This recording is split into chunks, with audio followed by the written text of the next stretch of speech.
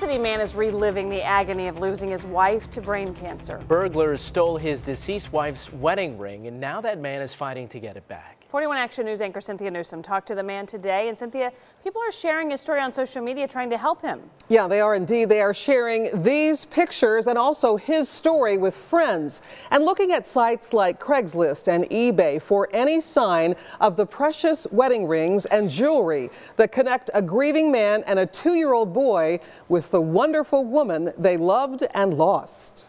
This was right after Jameson was born. There is a tiny glimmer of hope in Jim Purcell's eyes as he looks at the picture of his wedding ring and his wife's wedding ring they placed on their newborn son's foot. Sadly, 2 months after Jameson was born, his mom, Christy Purcell, was diagnosed with brain cancer and died in November of 2016. We hardly have any pictures with Jameson and Christy because she got sick, and that ring was the one thing that would have connected him to her.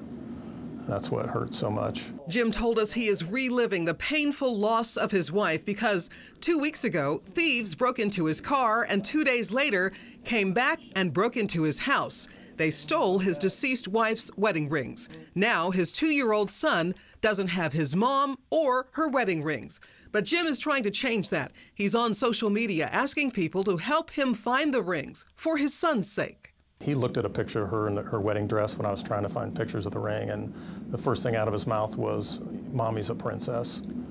And so I wanted him to have that ring just as a legacy, just for something that he can look at and say, wow, my mom was really special and beautiful. Jim Purcell is offering a $1,000 reward. So if you see the stolen wedding rings or these diamond earrings that he gave his wife, please message Jim Purcell on Facebook. He would be eternally grateful, and his son Jameson will have a precious memory from his mother for the rest of his life. Cynthia Newsom, 41 Action News.